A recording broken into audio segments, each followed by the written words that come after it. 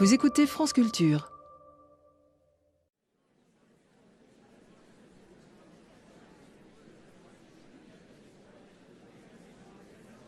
Correspondance 1958-1994 de Charles Bukowski.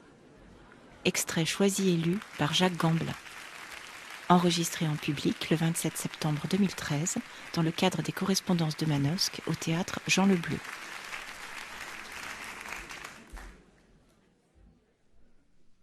Je sais, tu dois penser que je suis un fils de pute parce que je ne donne pas de mes nouvelles. Mais tu sais comment ça se passe. Rends un homme un peu célèbre et il sera trop occupé à regarder son propre trou du cul dans le miroir pour se souvenir de ses débuts.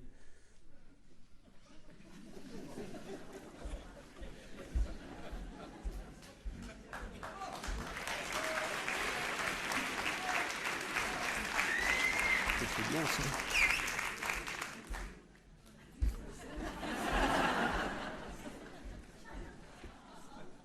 Personne ne comprend un alcoolique. J'ai commencé à boire jeune, à 16 ou 17 ans, et chaque matin, j'y avais toujours droit à ces regards, à cette haine. Mais ça ne changeait rien, mes parents me haïssaient de toute manière. Et je me souviens leur avoir dit un matin, « Bon, putain, je me suis bourré la gueule, et alors ? Vous, les gens, vous me traitez comme si j'étais un assassin. C'est exactement ça, c'est exactement ça. » Ils m'ont répondu. « Ce que tu as fait, c'est pire que d'assassiner les gens. » Et ils le pensaient. Eh bien, ce qu'ils pensaient, c'est que je les disgraciais socialement aux yeux des voisins. Et qu'il y a peut-être moyen de trouver une excuse au meurtre, mais pas à l'alcoolisme. Il n'y en a jamais, mon Dieu non. Ils en étaient sûrement persuadés parce que lorsque la guerre a commencé, ils m'ont poussé à rejoindre le meurtre. C'était socialement acceptable.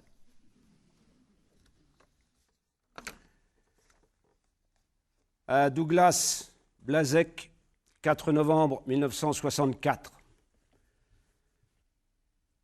Voilà ce que je faisais avant 35 ans, l'âge où j'ai commencé à écrire des poèmes. J'agonisais, mon chou. J'agonisais. C'est aussi un mode de vie.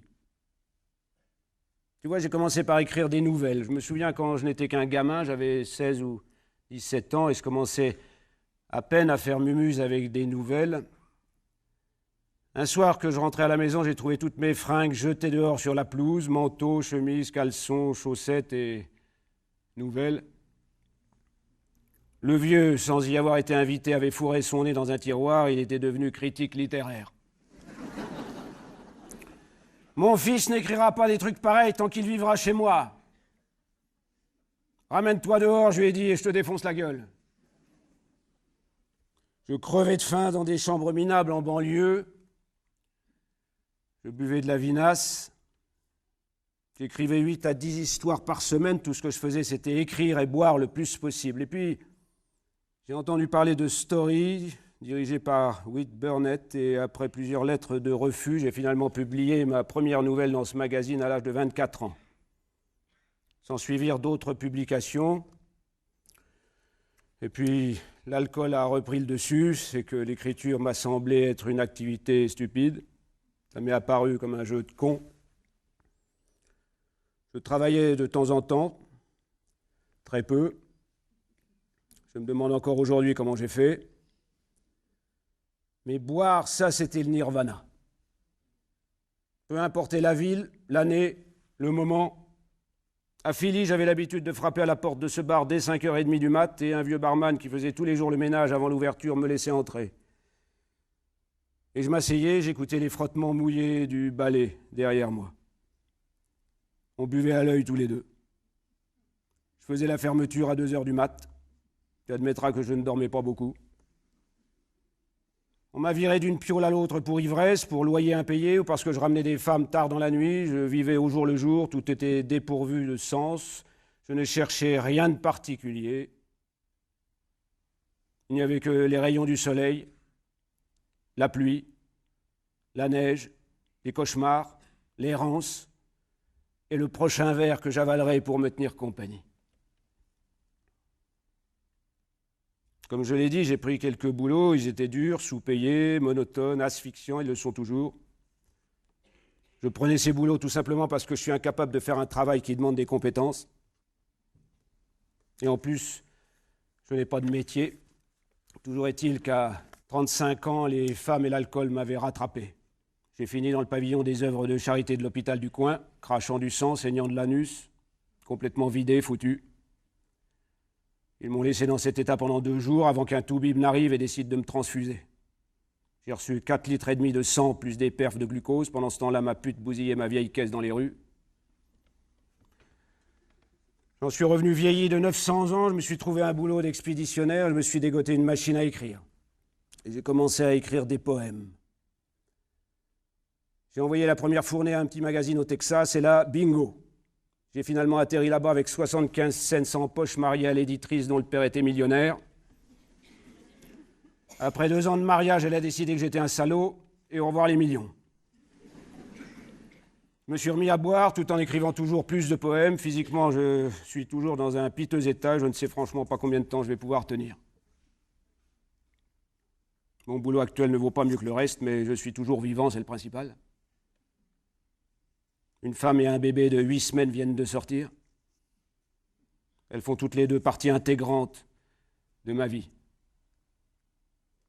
Elles sont parties se promener. Je suis en train d'écrire du Balzac.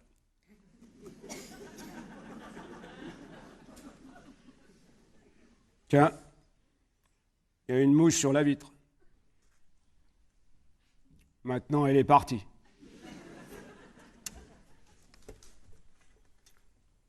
J'ai eu un chien une fois, moitié loup, moitié collé, mais très affectueux. Et je marchais avec lui en le tenant en laisse dans la rue, et à un moment, il s'est arrêté, il a commencé à pisser sur un plan devant une société immobilière de Beverly Boulevard. Je l'avais formé à chier et pisser dans les terrains vagues, mais il a pissé sur ce buisson. C'est alors que le proprio de l'agence a bondi de son bureau et il a hurlé « Hé ! Virez-moi ce chien du buisson, hé ! La pisse, c'est du poison! Il a pissé sur mon buisson !» On aurait pu entendre hurler ce type jusqu'au fin fond de Bensenville, dans l'Illinois.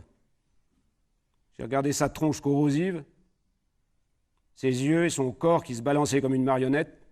Je ne peux pas contrôler ses envies de pisser. Alors allez le faire pisser n'importe où ailleurs, mais dégagez-le-moi de là. Je n'ai pas bougé. Le chien ou moi, on aurait pu le tuer si on avait eu envie. Ta connerie de buisson ne va pas mourir, et si jamais il crève, je te rembourserai. Virez-moi ce chien de là! Il a recommencé. On n'a pas bougé de là. Jusqu'à ce qu'il rentre dans son bureau compter ses foutues billes. Parfois, je me dis que ces gens savent qu'ils sont déjà presque morts, aigris, inutiles. Ils ne supportent rien ni personne. Voir des gens ou des choses gaies, insouciants, tranquilles, les dérange profondément. Ils ne savent même plus ce qu'est la tristesse. Ça devait être leur destin. Mon loup collé a été tué par une voiture quand j'ai rompu avec cette femme. Je l'avais laissé avec elle. Ouais, les animaux domestiques meurent rarement de vieillesse. Et bordel, comme je hais ce foutu monde et ses très chères valeurs, Blaze, tu passeras au-dessus d'un chien, mais tu ne passeras jamais au-dessus de ce qu'ils sont faits, le drapeau américain, l'argent, la propriété, tous les citoyens morts dans les villes de l'horreur, de la folie et de la peur. Putain. Putain.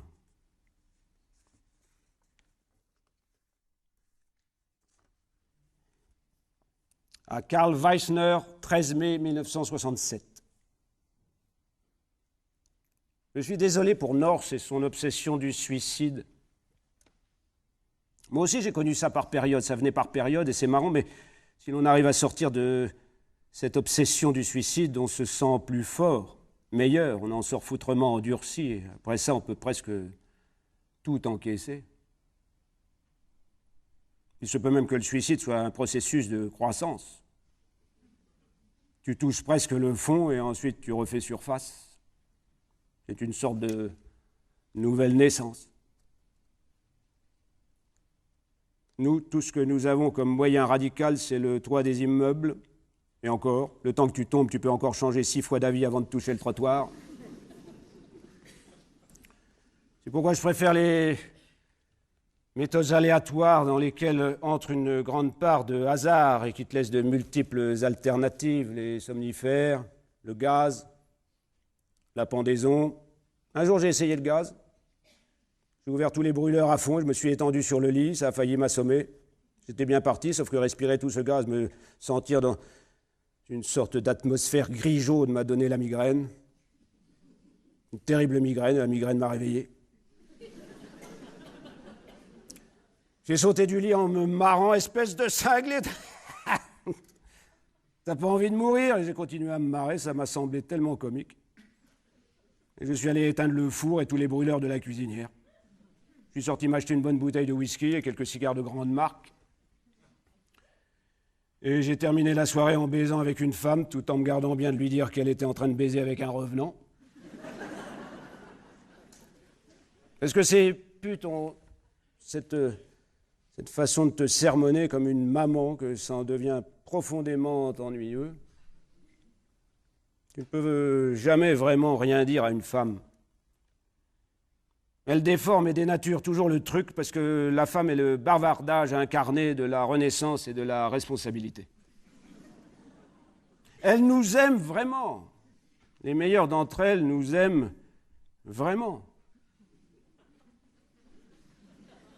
Et elles prennent soin de nous, mais leur façon de s'occuper de nous est quelque part insatisfaisante. C'est comme si elles voulaient nous débarrasser de tous nos défauts au lieu de les comprendre. Elles espèrent faire le grand nettoyage et nous ramener à un état originel, à une sorte de bonheur avec des barreaux castrateurs, un lécheur de chatte souriant et castré. Voilà ce qu'elles veulent. Et c'est pourquoi je ne tiens pas le coup avec n'importe laquelle de ces dames bien longtemps. Je n'ai jamais vu un homme se balader bras dessous avec une prétendue belle-fille pour lequel je ne me sois jamais senti triste. L'un de ceux chez qui je suis allé m'a demandé « Comment fais-tu pour écrire ?» Créer. « Tu ne fais rien », je lui ai répondu. « Tu n'essayes pas, tout simplement. » C'est ce qu'il y a de plus important. Ne pas essayer. Que ce soit pour une Cadillac, la création ou l'immortalité, tu attends. Et si rien ne se passe, tu attends encore un peu. C'est comme une bestiole tout en haut du mur, tu attends qu'elle vienne vers toi, et lorsqu'elle est à portée de main, tu lui mets une grande claque et tu la liquides. Ou alors, si elle a une tronche qui te revient, tu en fais un animal domestique. Tu ne peux pas établir de telles règles. C'est facile pour toi de dire « n'essaye pas », mais tu ne peux pas imposer de telles règles à tout le monde. C'est comme si je disais « ok, j'ai dit, j'abandonne ». J'ai entendu ce genre de trucs il y a des siècles et je les entends encore, toujours les mêmes expressions, les mêmes vieilles paroles usées, des trucs comme, disons, ils aiment bien le mot « culture ». Et le mot classe moyenne. Ils les mélangent et ils obtiennent le mot culture de classe moyenne. Ça ressemble à quelque chose, ils sont contents. Ça ne veut pas dire grand-chose, c'est comme les droits civiques, ou le mot liberté, des mots anciens détournés de leur sens, devenus creux à force d'abus.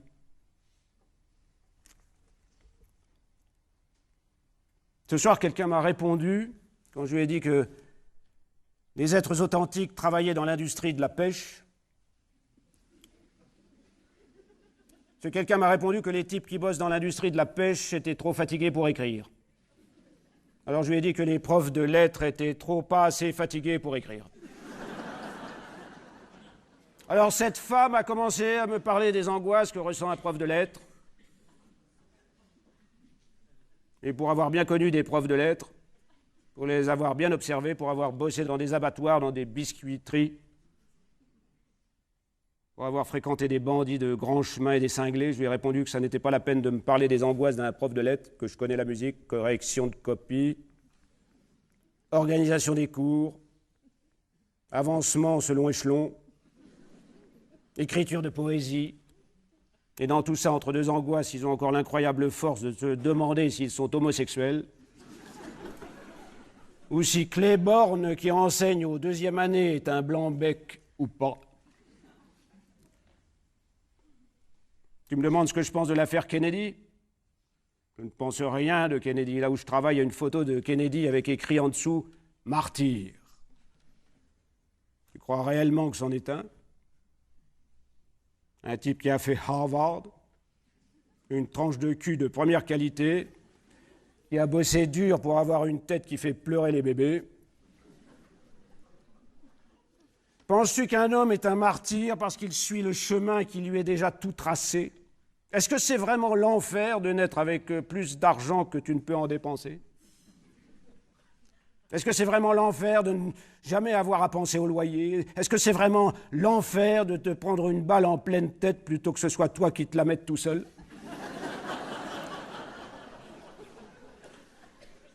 D'où vient l'enfer là-dedans et quel nom lui donnes-tu? Il n'y aurait que le gratin qui souffrirait. Combien de personnes ont-elles été enterrées le jour où on a enterré Kennedy? Bordel, mais qui fait penser à un taureau qui saigne lors de la mise à mort quand il se rase? Kennedy s'est jeté dans la gueule du loup, il aurait pu refuser de devenir président après tout. Moi j'aurais refusé. Oswald était un sale type, c'est vrai, il a lu trop de livres et pas assez vécu, n'a jamais apprécié la lumière du soleil, n'a même jamais pensé à regarder un chat marcher sur une carpette. Kennedy, lui, l'a sans doute fait. Willy, espèce de con. Je suis bourré, mais en dépit de cet exemple de saoulerie, je te remercie pour ta bonne préface. Et ma photo en première de couverture d'Outsider numéro 3, tu n'as pas peur que j'attrape la grosse tête? S'il y a quelque chose que je déteste, c'est bien la fausse humilité, dire des trucs du genre « Oh, je ne mérite vraiment pas ça ». Mais ce qui est presque pire, c'est de le penser vraiment. Alors pour ne pas en arriver là, j'espère ne pas oublier mes soirées, mes nuits, mes saouleries de cinglés dans les arrière-cours des cafés, les foutues prisons, les hôpitaux. J'espère me souvenir de cet oiseau aux ailes brisées dans la bouche d'un chat. J'espère me souvenir du fusil pointant à travers une fenêtre du 5e étage. J'espère me souvenir de ce que je devrais me souvenir. J'espère que je resterai toujours le même, quelle que soit la graine plantée entre une mère indifférente et un père haineux. Et quand bien même je serai mort pour le pire ou pour le meilleur, et quand bien même je serai vivant, quelqu'un viendra déchiqueter ma cervelle de poulet et en cramer les morceaux. Et ils auront raison, parce que nous sommes dans l'errance à jamais. Il y a une question à laquelle nous n'aurons pas de réponse, comme un visage qui brûle dans la nuit. Et pendant un moment, j'ai cru que nous avions besoin du marxisme ou de Platon, ou d'une relecture de Shakespeare, ou de la totalité de toute chose, ou d'un bon copain. Mais il s'avère, Willy, que nous sommes tous irrévocablement perdus. Et nous faisons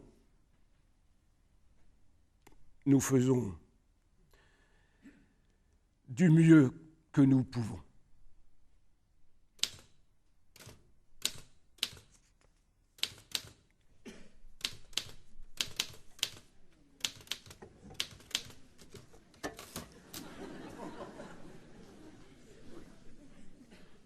Souviens-toi ce que le vieux Franklin Delano Roosevelt disait, « Nous n'avons rien à craindre, excepté la crainte elle-même. »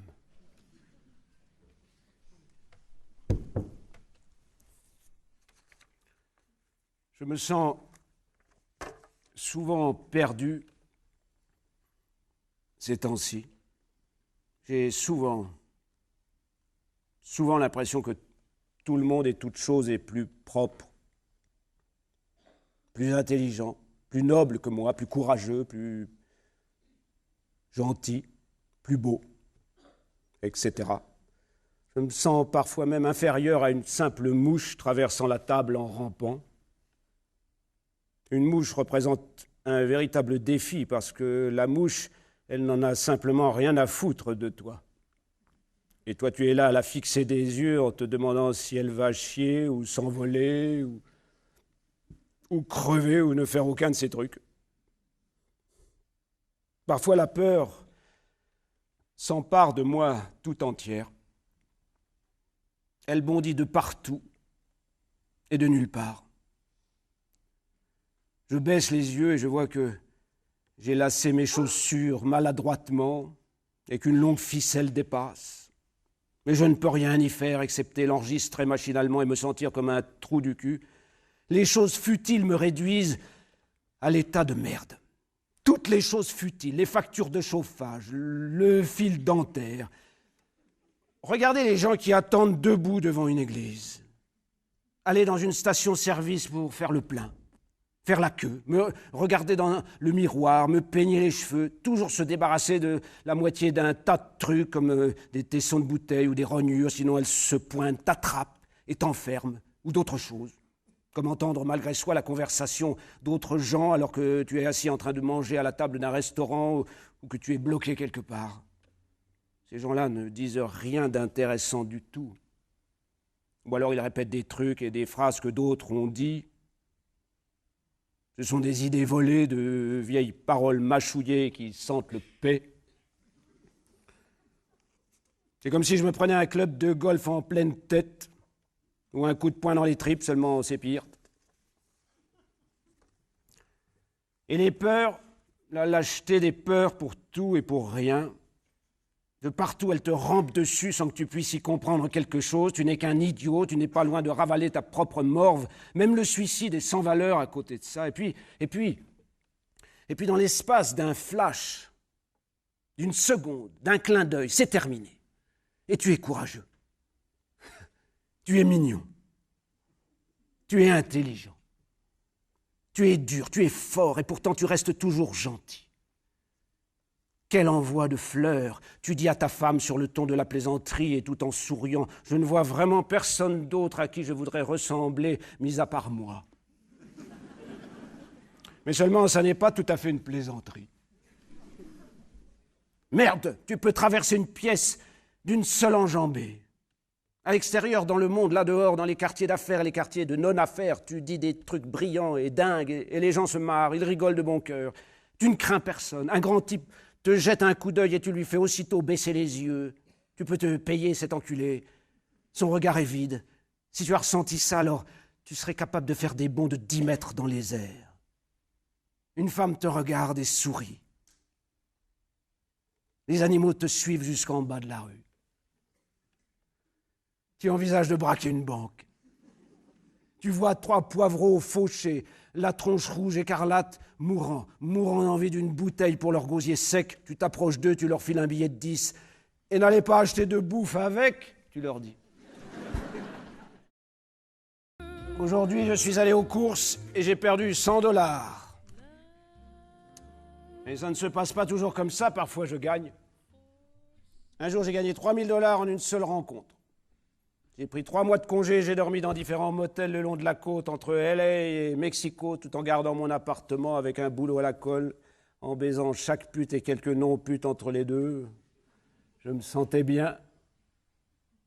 Je regardais l'océan tout en buvant au clair de lune, enlevant les saloperies de capsules des bouteilles, sachant que ce ne sera plus jamais comme avant. Ça s'est passé comme ça. Aujourd'hui, je ne sais pas, quelque chose de mieux est peut-être arrivé. Il y a la petite Marina marchant à travers tout cela. Je veux dire, Je m'étais fabriqué une sorte de plan de bataille pour faire face à toutes les éventualités, à la mort, tu vois, ce genre de truc. Ça marchait plutôt bien. C'était facile. Seulement elle, Marina, m'a apporté une sorte de sainteté, une sorte d'enseignement. Et depuis, je n'ai plus la moquerie aussi facile. Je ne hais plus les autres autant qu'avant. Les autres, elle me dit qu'ils ne sont pas exactement tels que je me les représente, et j'admets quelques-unes de ces idées. Nous avons de longues conversations dans le noir avant le coucher, cette petite de 3 ans et moi. Et comme sa vision est limpide, son esprit sain, puisqu'elle n'a pas encore connu les brûlures que nous réserve l'existence, dans chacune de nos conversations, j'apprends beaucoup. Je fais marche arrière pour ne pas souiller sa vision, je ne l'utilise pas. Elle me remplit simplement de joie. Du moins, c'est ce que je pense. Ma petite fille est si belle, John.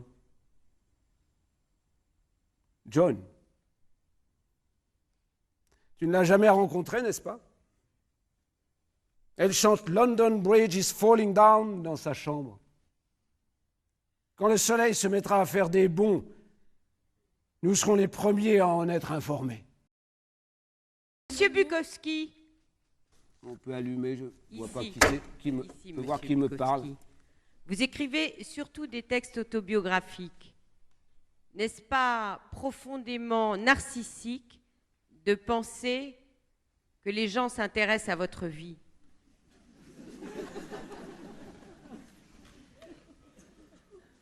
Je peux écrire de façon plus précise sur moi-même que sur n'importe quelle autre personne de ma connaissance.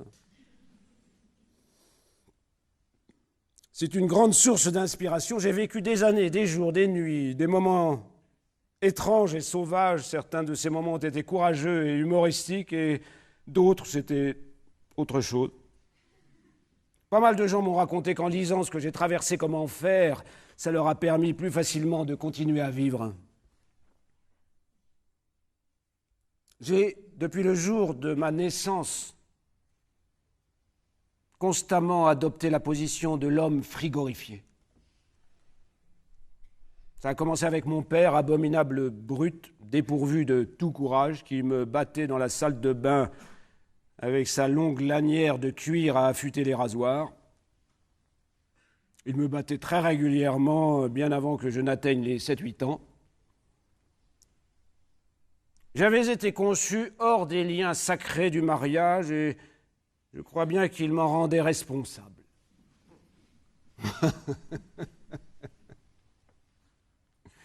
Il avait quasiment réussi à me persuader que j'étais un coupable né, puisque je ne comprenais pas pourquoi il m'assommait de coups. Et pourtant, je ne faisais que d'y réfléchir. Chaque semaine, j'étais de corvée de tondeuse à gazon, une fois dans le sens de la longueur, une fois dans le sens de la largeur. Après quoi, je devais égaliser les bordures avec un sécateur. Et si j'oubliais un seul brin d'herbe, aussi bien sur la pelouse de devant que sur celle de derrière, il me flanquait une raclée monumentale. Et c'est les fesses en sang qu'il me fallait ensuite reprendre le harnais et m'en aller lui arroser son gazon. Pendant que je dérouillais, les autres gamins de mon âge jouaient au baseball, au football, bref, à tout ce qui allait en faire des adultes dans la norme. Le pire, c'était lorsque mon vieux s'allongeait sur la pelouse pour mesurer en fermant un œil la hauteur de l'herbe. Pas une seule fois où il n'ait découvert quelque chose qui clochait. Là-bas! J'en vois un! T'en as oublié un! T'en as raté un! Et aussitôt, il hurlait en direction de la fenêtre de la salle de bain où, à ce stade de l'action, en bonne allemande qui se respecte, se tenait ma mère. Il en a oublié un! Ben, je le vois! Et j'entendais alors ma mère lui répondre: oh, il en a oublié un! Honte! Honte sur lui! Je suis certain qu'elle aussi me rendait responsable de ses malheurs. Dans la salle de bain, aboyait-il. Immédiatement.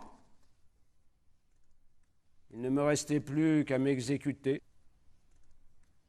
La lanière faisait son apparition et les coups commençaient de pleuvoir. Reste que malgré ma souffrance, que je n'aurais souhaité à personne, je me sentais indifférent à ce qui m'arrivait. Je veux dire que j'étais ailleurs. Vraiment. Tout ce cirque ne me concernait pas. N'éprouvant aucune affection envers mes parents, je ne vivais pas ce tabassage comme une absence cruelle d'amour, comme un déni de justice, ou plus simplement comme un manque de chaleur humaine. Il n'y avait qu'une chose que j'avais du mal à contrôler, c'était mes larmes. Car je n'aurais pas voulu pleurer. Or, ce n'était guère plus facile que de tondre la pelouse. Je nourrissais la même répulsion envers le coussin qu'il me donnait, après la tanner, afin que je puisse m'asseoir. N'empêche qu'étant parvenu à le refuser, ce coussin, j'avais fini par me convaincre qu'il était temps de mettre un terme à mes larmes, ce jour-là. Et alors que je fixais le carrelage, en serrant les dents, le seul bruit qu'on entendit fut le claquement de la lanière sur mon cul nu. Un bruit étrange, effroyable, et pour tout dire,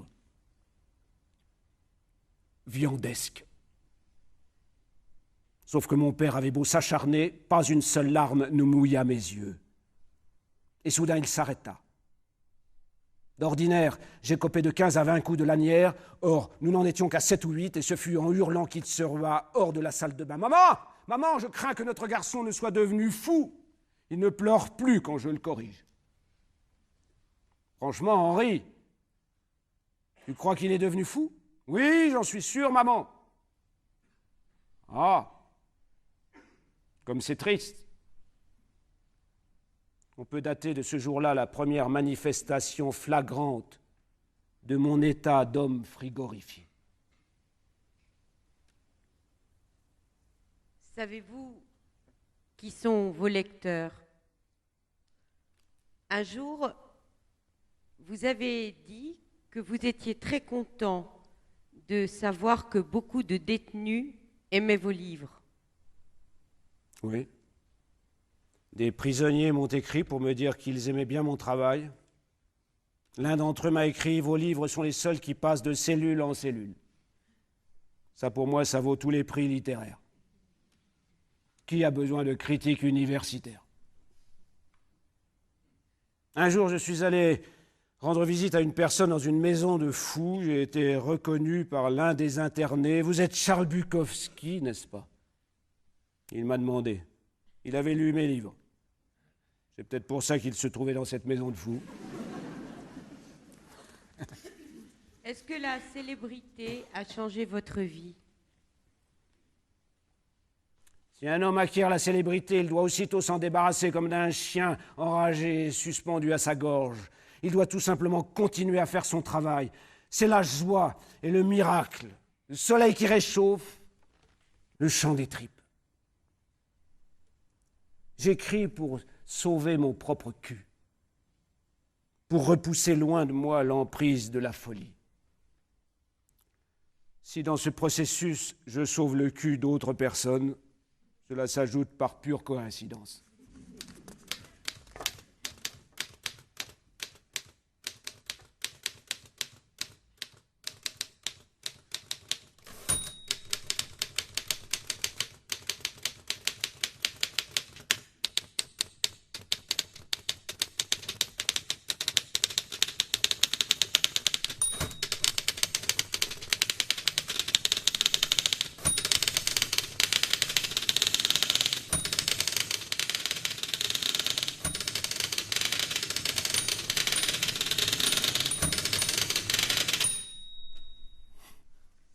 Il faudrait donner un autre nom au mot amour, parce que ceux qui l'emploient ne devraient pas avoir le droit de le prononcer.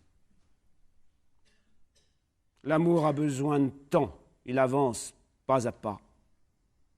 Déclamé en slogan ou brandi à tort et à travers, ça ne peut pas marcher, tu t'en rendras compte. C'est là la grande faillite du communisme. La théorie est bonne, mais il n'y a simplement pas assez d'êtres humains pour la mettre en œuvre. Les gens continuent de se chier dessus et de réclamer à tue-tête de la théorie, alors que n'importe où, à n'importe quel jour et à n'importe quel moment, la plus petite touche de bonté, comme une goutte de pluie, suffirait à tout changer. Tu connais mon vieux dicton ? L'esclavage n'a jamais été aboli, il a seulement été élargi pour y inclure toutes les autres couleurs.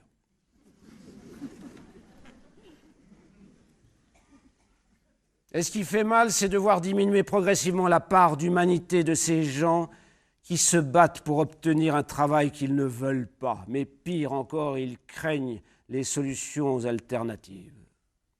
Les gens se vident, tout simplement. Ce sont des corps avec des esprits craintifs et obéissants. Les yeux sont délavés, la voix devient hideuse, et le corps, les cheveux, les ongles des doigts, les chaussures, tout y passe. Quand j'étais jeune homme, je n'arrivais pas à croire que les gens étaient capables de sacrifier leur vie à ce prix-là. Maintenant que je suis un vieil homme, je n'arrive toujours pas à le croire. Pourquoi font-ils cela ? Pour le sexe ? Pour la télé ? Une voiture achetée à crédit ?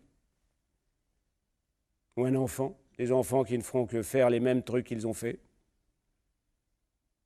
Il y a bien longtemps, quand j'étais vraiment jeune et que je passais d'un boulot à un autre, j'étais assez fou pour prendre la parole et parler à mes collègues de travail. « Hé les gars, vous savez que le patron peut venir ici à tout moment et nous licencier tous !» Juste comme ça. Est-ce que vous vous en rendez compte au moins ? Tout ce qu'ils faisaient, c'était me regarder. Je soulevais une question qu'ils ne voulaient pas voir entrer dans leurs esprits. Aujourd'hui, dans l'industrie, les licenciements sont énormes. Les aciéries sont moribonds. Les changements techniques ont provoqué des délocalisations. Ils sont licenciés par centaines de milliers. La stupéfaction se lit sur leur visage. J'y ai passé 35 ans. Ça n'est pas juste. Je ne sais pas quoi faire. Pour éviter qu'ils ne s'évadent, ils ne payent jamais assez les esclaves. Ils les payent juste assez pour qu'ils restent en vie et reviennent travailler. Moi, je vois tout cela. Pourquoi ne le pourraient-ils pas, eux non plus ? Je n'ai fait qu'écrire, écœurer contre tout ça.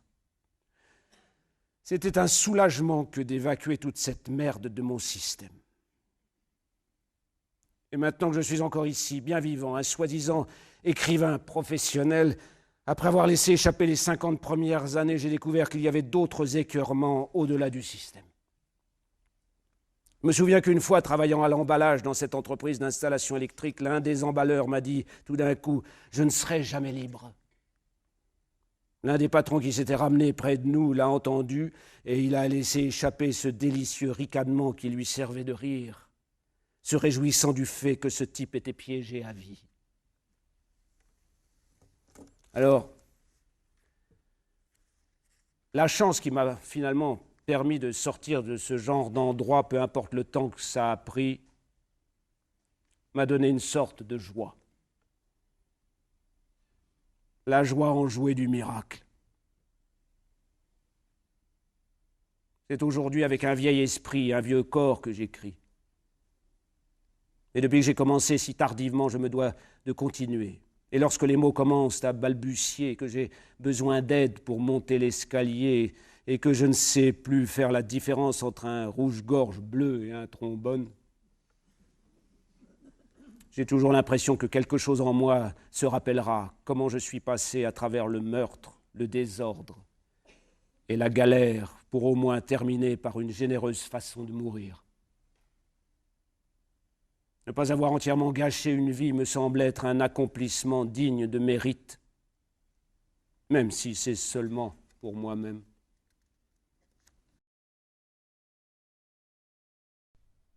Je ne sais pas. Je ne sais pas, et c'est d'une telle tristesse. Si je pouvais donner mes larmes pour que tout aille mieux, nous nous noierions tous dans mes larmes malades. Je sais à peine ce que je dois faire de ma propre existence. Je bois trop ou pas assez. Je joue. Je fais l'amour à des femmes qui n'existent qu'à travers leur corps.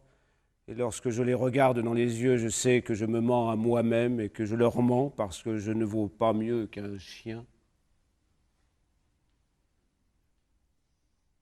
L'amour, ou l'acte d'amour, devrait ressembler à autre chose que deux steaks en train de cuire dans une poêle, sinon.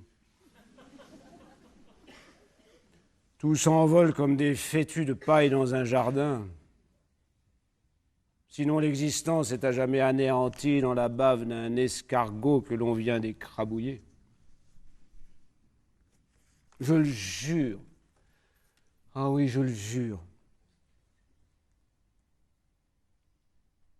Si jamais je rencontre une gentille femme, peu importe qu'elle ait une jambe de bois ou un œil de verre ou les deux, je pars avec elle en courant en Alaska, ou en Chine, ou à East Lansing, où nous vivrons et mourrons ensemble, par gentillesse.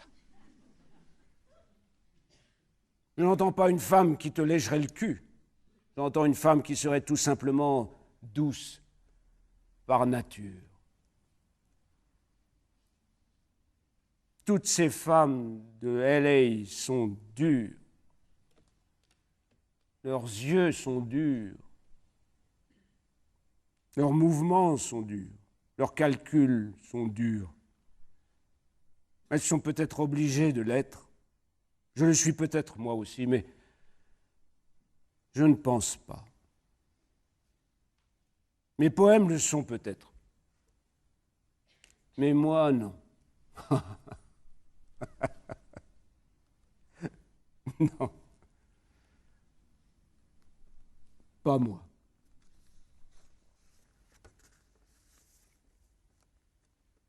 À Ivan Soumvandjiev, 21 janvier 1992, 2h16 du matin. C'était il y a des dizaines d'années, je marchais le long d'un trottoir quelque part dans une ville, il était à peu près 5 heures du matin, quelque part dans la nuit. Les rires et les parties de plaisir s'étaient tus et moi je marchais en traînant ma gueule abîmée, je m'étais pris une raclée par quelqu'un ou quelques-uns, qui sait. Et maintenant que la fête commence, mes fringues étaient déchirées, mon visage était en sang, je sentais quelque chose dégouliné, mais ça ne me faisait pas trop mal, j'étais encore bourré et sonné. De temps en temps, j'avais des hauts le cœur et je dégobillais le néant de mes tripes en direction de ce magnifique soleil matinal. Encore une fois, bien sûr, mon portefeuille avait disparu. L'idée, en gros, c'était que j'essayais de retrouver ma piole. Je ne me souvenais plus ni de l'endroit où j'étais, ni de la ville.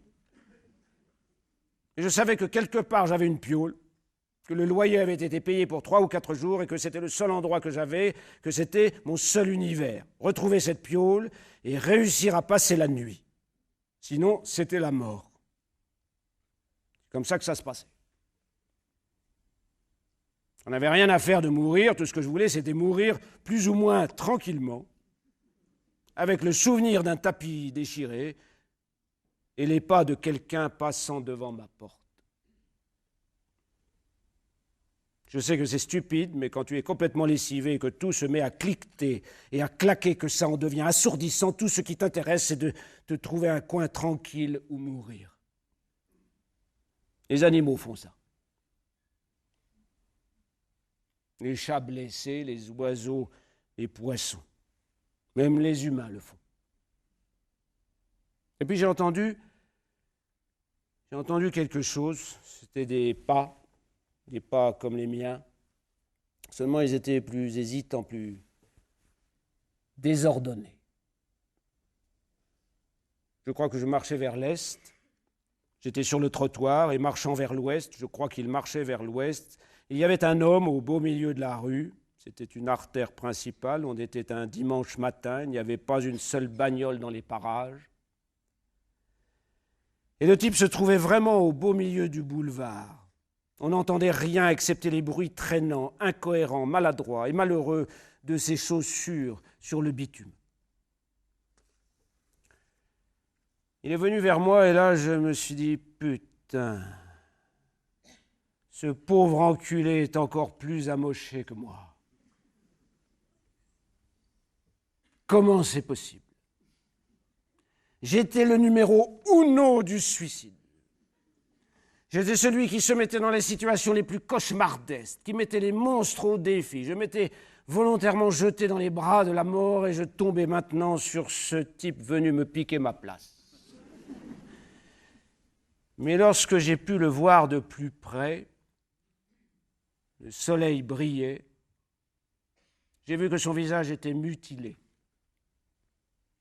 Et pire, j'ai vu qu'un de ses globes oculaires pendouillait. C'était carrément sorti de l'orbite. Le globe oculaire était suspendu à un mince fil, et comme le type marchait, son œil oscillait au bout du fil. Comme un pendule. Je me suis dit que je devais l'aider. Mais tout de suite après, je me suis senti minable. Il avait l'air tellement épouvantable que je me suis imaginé que c'était quelqu'un d'épouvantable. Que ce qu'on lui avait fait s'était incarné en lui. Que c'était lui le monstre et non pas ceux qui lui avaient fait ça. Ceux-là même qui étaient maintenant chez eux en train de ronfler à côté de leurs femmes, se sentant innocents, humains, forts ou pire, ne ressentant presque rien du tout. Mais il était bien là, ce globe oculaire qui pendouillait. Je l'ai laissé passer. Et j'ai continué à marcher en entendant ces pitoyables pas derrière moi. J'ai fait la part des choses et je me suis senti vraiment mal. En réalité, j'étais tout simplement un homme qui n'avait pas assez de couilles. Je n'étais qu'un lâche marchant sous le soleil du matin. Je me suis détesté, mais je ne pouvais rien y faire. J'ai marché.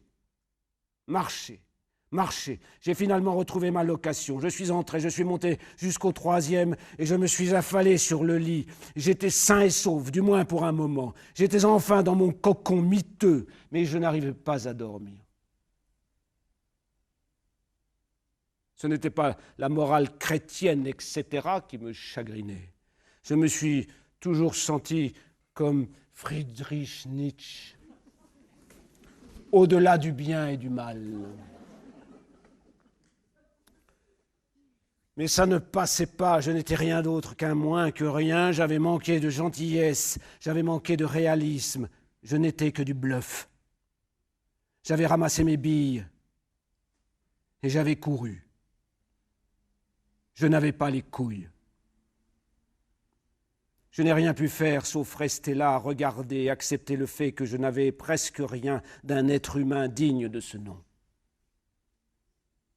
Je n'étais qu'un imposteur. Qu'un simulacre d'humain. Je n'avais pas de cœur. J'ai passé 3 ou 4 jours dans ce lit, sans sortir, à penser à ce pauvre type et à son globe oculaire qui pendouillait. Finalement, je me suis levé et dans la foulée, j'ai fait comme si tout allait pour le mieux dans le meilleur des mondes. Il n'y avait que moi et moi seul à savoir. Mais s'il y a une chose que j'ai apprise ce jour-là, c'est que je n'étais pas celui que je prétendais être.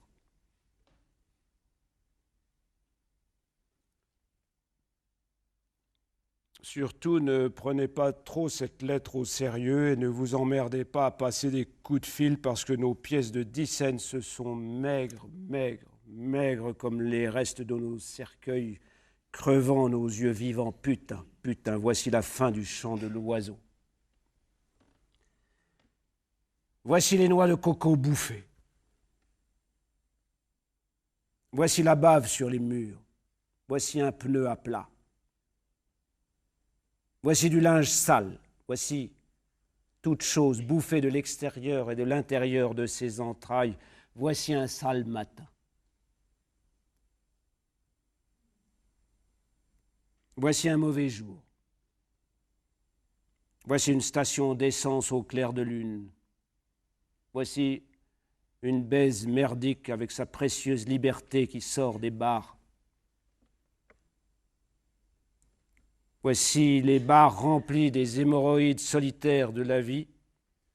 Voici le monde attendant le facteur et les bombes. Voici un chat crucifié par un chien. Voici un homme crucifié par une femme ou par tout autre moyen. Voici un ver se glissant dans une pomme sous une température de 20 degrés. Voici tous les Christ se balançant au clou. Se balançant. Se balançant. Voici le cheval qui n'a jamais vraiment Quinto Quattro gagné. Voici la pute qui n'a jamais vraiment aimé. Voici la ville qui n'a pas été incendiée jusqu'au Nouvel Empire. Voici le rongeur regardant fixement de ses yeux bleus à angle droit. Voici les larmes des fous. Voici la lave d'un poisson pleurant pour de grandes choses. Voici des petits petons, des petits pains et des miches. Voici des trucs qui me défoncent à mort, comme des visages blancs, comme des enveloppes, comme des miches, comme des femmes mercenaires, comme des pays qui proclament la justice parce qu'ils sont assez forts pour dire ce qu'ils veulent, pour faire semblant d'y croire. Comme ce dernier baiser et ce premier baiser. Comme les mains qui t'ont une fois aimé, se reposant au fond du cercueil, pendant que les oranges, aux alentours, restent jeunes et pleines de la forme du soleil. Et voici ces choses, tu sais. S'il te plaît, pleure avec moi. S'il te plaît, sois faible. S'il te plaît, ne deviens pas suffisant ou sophistiqué, comme cet homme qui conduit le mal en enfer, comme une araignée travaillant une mouche. Les déclarations sans équivoque sont en général comme l'amour. Elles tournent mal. Bien sûr. Bien sûr, tu sais que le véritable amour, comme la vie réelle, ne se présente seulement sous la forme d'un corps que tous les 2 ou 3 siècles. Tout, le balancement des planètes, les muscles sur un monstre, le flottement plat et chagrin d'un pudding rassis. Mes entrailles réclament avec cri l'amour des violons, telle une ivresse géante, s'abattant, s'abattant sur le visage du monde. Ô douce crème et pêche, ô doux amour et haine, ô douce dynastie brûlante, ô noix et tétons, hanches et chiens, ô lune simple, voix, lèvres, cils, détruisez-moi, je vous pardonne. Je vous pardonne. Détruisez-moi à jamais, parce que mes yeux sont devenus trop grands. Tout ce que je vois, c'est quelque chose qui ressemble à un oiseau et qui dérive dans la savane au soleil. Ne pense pas que je sois cruel parce que j'ai peur. Et maintenant, se propageant dans mon esprit, ils font sonner un putain de gong dans l'après-midi. Pourquoi ? Pourquoi ? Parce que je suis encore bourré, parce que je ne comprends rien, parce que le robinet ne coule plus et parce que les fleurs me transpercent les yeux, parce que l'amour court comme un rat dans les canalisations et je deviens moi-même hideux, réel, vicieux, attendant debout avec les pires armées dans la pire époque, dans le pire pays, dans la pire minute où la pire lumière tailla dans cet écran, me prenant. me prenant. Au revoir pour toujours. Ô mes amis adorés.